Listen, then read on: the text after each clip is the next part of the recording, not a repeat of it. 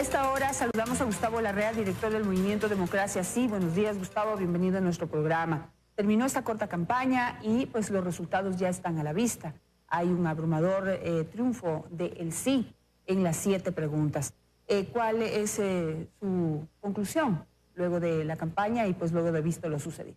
Creo que el pueblo ecuatoriano votó con esperanza, votó con fe en el futuro, votó por reencauzar el país a su cauce histórico, que es un cauce democrático, de libertades, de derechos de los ciudadanos, de producción y empleo. Esa es la historia de nuestra nación, que se desvió en un gobierno autoritario y corrupto, y creo que el país está reencauzándose.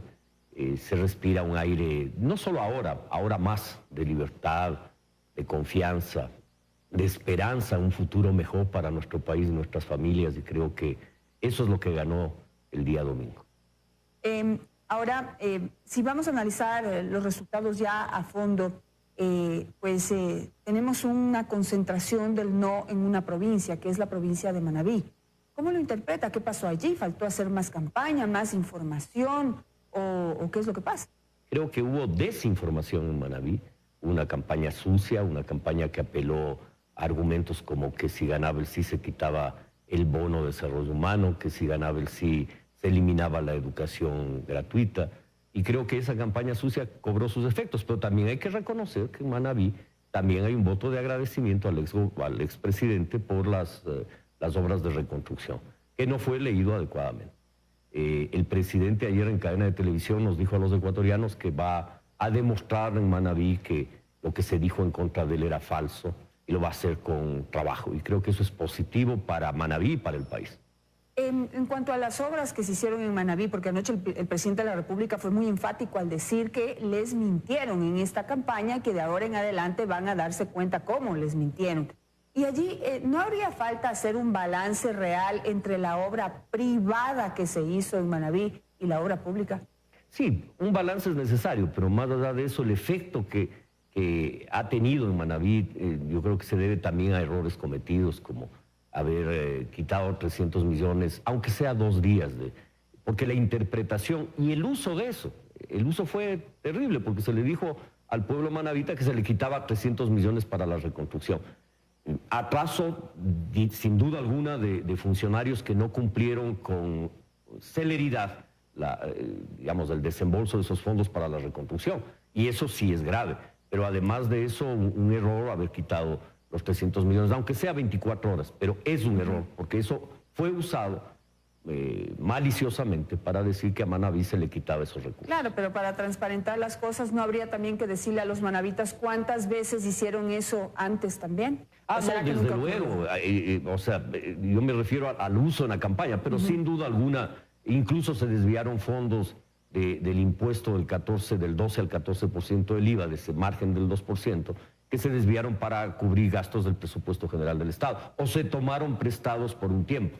Es decir, en ese sentido creo que esta campaña fue en general una campaña que tuvo ribetes de suciedad, en el sentido en que se dijeron cosas falsas, que no estaban incluso propuestas ni eran parte de la consulta popular. Pero bueno, vamos a lo positivo, y en lo positivo el Ecuador se ha manifestado pues a favor puntualmente de las preguntas realizadas, pero también de conceptos profundos y generales que habría que interpretarlos y llevarlos a la práctica de distintas maneras, no solamente a través de lo formal, las formalidades que implica la consulta popular. Por ejemplo, el pueblo ecuatoriano se ha manifestado apabullantemente en contra de la corrupción, y yo quisiera saber de aquí en adelante cómo va a ser procesado ese pedido. Y segundo, también a través de la unión ya de los ecuatorianos, es decir, acabar con la división, con la confrontación como estrategia política para unar fuerzas.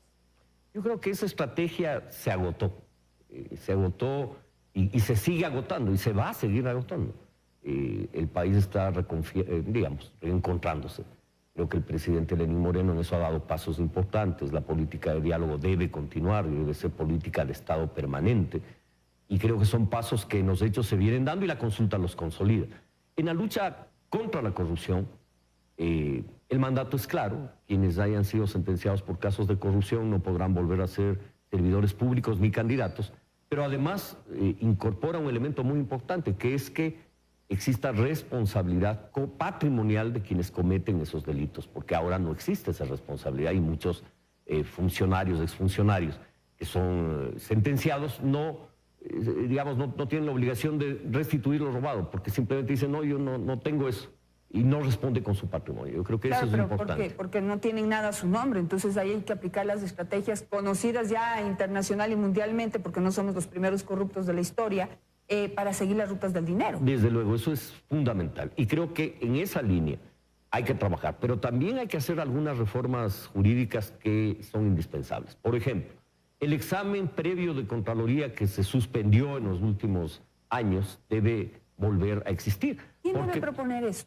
Puede proponerlo la propia Asamblea, los propios asambleístas, el Ejecutivo también lo puede hacer, pero eso se cae por su propio peso. Es necesario el examen previo. El Contralor subrogante, Pablo Celi, lo ha dicho de manera pública, ha propuesto ya eso y me parece adecuado esa propuesta, porque permitirá combatir la corrupción, porque esto ha sido la feria de la alegría. No hay el examen previo, entonces contratan como les da la gana. Resulta que en 79 exámenes en los últimos meses, todos tienen responsabilidad penal y en todos hay sobreprecio.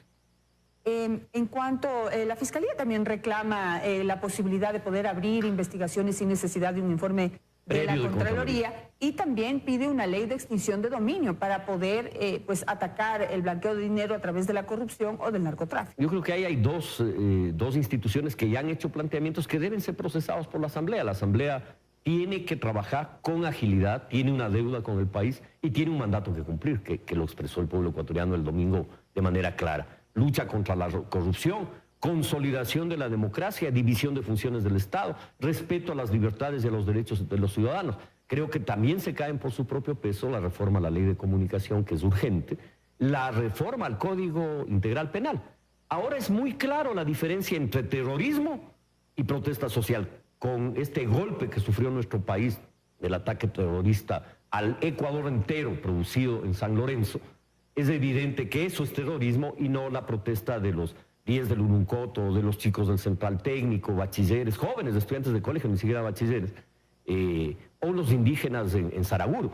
Eso no es ni de lejos terrorismo, eso es protesta social y hay que reformar ese Código Integral Penal neofascista que impera en nuestra nación. Hago un paréntesis aquí porque he recibido realmente muchos pedidos de distintos familiares de los policías que están presos por el 30S. Y creo que ahí también hay una deuda. Y no sé qué opina usted, señor Larrea, porque pues algo que empezó como una protesta dentro de la policía terminó como un procesado como un intento de magnicidio. Y pues hay gente inocente que está en la cárcel. Desde luego, yo creo que no solo hay gente inocente, sino que se aplicó la ley de manera igualmente abusiva en tipos penales que no expresaron ese descontento que se produjo el 30S. Y creo que efectivamente ahí también hay que tener una mirada sobre el caso de la Policía Nacional y de los policías presos y sobre el caso de los 220 ecuatorianos acusados por acciones de terrorismo, cuando todas esas fueron expresiones de protesta social sin duda alguna. Pero y allí el Estado también ya queda con una deuda, porque muchas de esas personas fueron condenadas y encarceladas, otras fueron, se tuvieron que exiliar del país. Ahí hay dos procesos importantes, el uno en la Asamblea Nacional para la amnistía y el otro en la Presidencia para el indulto. Yo creo que tanto el Ejecutivo como el Legislativo deben procesar esos pedidos, porque en definitiva el país requiere reencontrarse, el país requiere superar la confrontación. Yo diría, por ejemplo, ayer se le acusó a Olivio Córdoba, de la empresa Sedatos, se lo volvió a acusar. Y creo que eso no le hace bien al país. Ese tipo de acciones de confrontación, de venganza, no tienen sentido alguno. Este debe ser un momento de reencuentro de los ecuatorianos, un momento de paz, de democracia, de respeto a las diferencias. Volviendo al tema ya en la práctica de la consulta popular, la principal atención será en quienes van a conformar el nuevo Consejo de Participación Ciudadana, que yo creo que gran parte del no, aunque algunos quieren reivindicárselo, también estaba allí en dudas legítimas que tiene la ciudadanía sobre lo que significa girar un cheque en blanco, para ver ahora cómo se transforma el país, si se transforma verdaderamente o si simplemente pasamos de los amigos de uno a los amigos de otro. ¿Qué propone usted? ¿Cómo debe ser este proceso? Todavía lo tenemos como sin forma clara, ¿no? Yo creo que el presidente ayer esbozó algunas ideas que me parece importante. Que sea gente no vinculada a las fuerzas políticas de ninguna naturaleza, que sean ciudadanas y ciudadanos íntegros, intachables, y propuso que la sociedad civil en general, las organizaciones ciudadanas, las organizaciones sociales, los colegios profesionales, propongan nombres. Y creo que es importante hacerlo para que el presidente procese y mande una lista que nos dé confianza a todos. Yo creo que ese es el paso que hay que dar en las próximas semanas. Que nos dé confianza sin exclusión a todos los sectores sociales y políticos del país. Y eso es gente íntegra. Ahora, ciudadanos íntegros que le tienen miedo a la vida pública y con razón, porque la calumnia ha sido un mecanismo permanente y el ataque ha sido un mecanismo permanente, especialmente en la última década. Creo que hay que pedirles que actúen por la patria, por el país. Necesitamos que den su servicio a este país como lo hacen y lo hacemos muchos ciudadanos, que lo hacemos por convicción, lo hacemos por amor a nuestro país y a nuestras familias. Pero Gustavo, la decisión de los ecuatorianos de participar y aportar en un mejor Ecuador se dio en los concursos amañados que finalmente terminaron escogiendo o acomodando esas bases a los amigos de Correa. Así Entonces, es, ¿cómo recuperar la confianza y cómo garantizar que una persona, aunque no sea conocida, su hoja de vida, su transparencia, su experiencia en determinadas áreas sea tomada en cuenta? Porque aquí está el reto, porque no va a ser que para que sea un buen Consejo de Participación Ciudadana tenga que necesariamente tener caras conocidas, de mucha trayectoria, de mucha honorabilidad, pero conocidos. Los desconocidos también merecen una oportunidad. Desde luego que sí. Y la reflexión que tú haces del Consejo de Participación Ciudadana creo que es algo que nos duele a todos, porque esos concursos no expresaron nunca el escogitamiento de las y los mejores ecuatorianos. Creo que ahí hubo a dedo una selección que el pueblo castigó el día domingo al destituir a este Consejo de Participación Ciudadana, porque no representó transparencia. Y el país requiere transparencia. Ese es el gran esfuerzo que tiene que hacer el presidente. Y la Asamblea Nacional, porque no nos olvidemos que la Asamblea los va a elegir.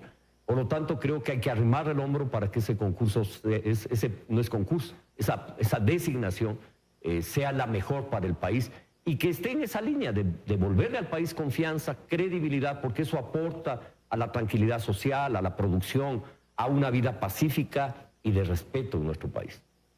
Por último, quisiera preguntarle, pues hubo mucha visibilidad de su imagen durante esta campaña de Democracia Sí a favor de la consulta popular, pero estamos próximos a unas elecciones, lo veremos de candidato, va a participar activamente a través de su movimiento.